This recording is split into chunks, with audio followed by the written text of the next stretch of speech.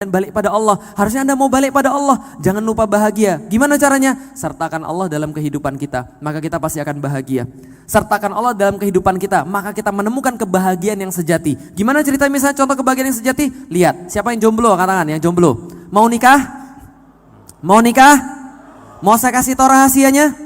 Oke, perhatiin baik-baik. Rahasia bahagia dunia akhirat. Kalau Anda datang ke pernikahan, Anda biasanya doain mereka dengan satu doa. Apa doanya? Samawa ya, sakinah, mawadah, warahmah ya. Dapat dari mana itu ayat? Dapat dari surat Al-Rum ayat 21. Wa min ayatihi an khalaqalakum min anfusikum azwajan litaskunu ilaiha wa ja'ala bainakum mawaddatan warahmah. Kan gitu kan ya? Sakinah ya. Oke, kita bahas. Pengen keluarganya sakinah? Pengen keluarganya sakinah? Perhatikan baik-baik. Sakinah dalam bahasa Arab ini penting bagi masa depan Anda. Ibu-ibu perhatikan kalau misalnya anak-anak perempuannya pengen bahagia, sakinah bahasa Arab itu diambil sesuai dengan kata seperti kalau kita belajar tajwid, sukun. Pernah belajar tajwid? Sukun artinya? Sukun artinya? Ini TK nyogok semua ya. Sukun artinya dalam belajar tajwid? Mati. Selain mati?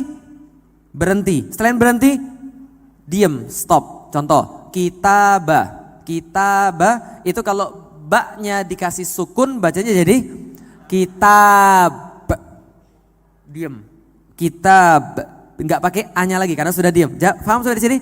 Sukun itu sama dengan sakinah, asal katanya sama. Berarti sakinah bisa berarti berhenti, diem, enggak mati. Mati itu bahasa Palembang, wah menurut sekalian. Diem, berhenti. Coba lihat lagi. Apa kata sakinah? Sakinah juga dipakai dalam bahasa Arab maskanah. Maskanah artinya tempat kediaman. Sama kayak tadi diam.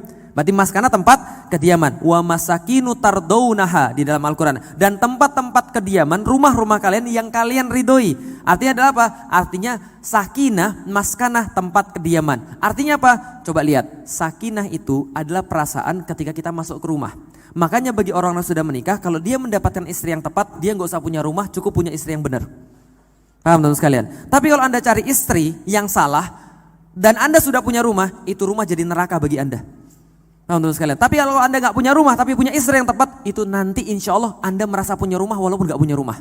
Karena istri itulah rumah maksudnya. Oke, kita bahas tentang sakinah. Sakinah artinya diam seperti rumah. Orang kalau masuk rumah tenang atau tidak? Tenang atau tidak? Pernah nginep di hotel bintang 5? Belum. Lihat hotel bintang 5 pernah? Pernah. Kira-kira nginep di hotel bintang 5 enak atau tidak? Enak hari pertama. Hari kedua enggak seenak hari pertama. Hari ketiga Anda mulai tidak menghargai semua yang mewah-mewah yang pertama kali Anda anggap mewah. Hari keempat, hari kelima Anda mulai masuk kepada tadi kullu man 'alaiha fan, semakin berkurang. Seperti yang kita bahas dari awal tadi. Tapi bedanya dengan rumah adalah rumah semakin ditinggali semakin kita betah. Betul atau betul? Itu bedanya rumah sama kemudian yang lain. Berarti sakinah artinya diem. Sakinah adalah stabil.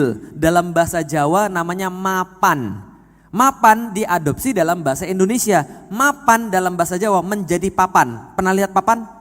Papan pernah nggak goyang-goyang? Enggak. Papan tuh kalau sudah begini dia nggak goyang, dia diem. Kalau papannya berdiri jatuh. Paham menurut sekalian? Tapi kalau papannya begini dia diem. Itu maksudnya sakinah. Artinya laki-laki itu bisa menjadi sakinah kalau dia nikah karena Allah, taat karena Allah, baru datang sakinah. Tapi kalau dia tidak nikah karena Allah, hidupnya nggak akan sakinah. Jadi kalau mbak-mbak pengen dapat jodoh yang seperti apa? Yang sakinah Ustadz, nggak bakal dapat. Kenapa? Jomblo tuh nggak ada yang sakinah. Paham menurut sekalian? Karena kata Allah sakinah itu diberikan pada yang nikah. Berarti jomblo tuh begini, menurut sekalian. Nah, ini jomblo. Menurut sekalian, nggak ada yang stabil jomblo itu. Dikit-dikit marah, dikit-dikit ngamuk, dikit-dikit baper gitu. Kenapa nggak ada yang stabil? Jomblo begini, dikit-dikit marah gitu. Nah, ini jomblo begini nih. Duit nggak bisa dipegang karena nggak stabil. Makanya kalau misalnya ibu-ibu mau nyari suami yang mapan tuh adalah siapa? Yang sudah nikah. Wah, sekalian. Jelas di sini? Oke, enggak gitu kan ya.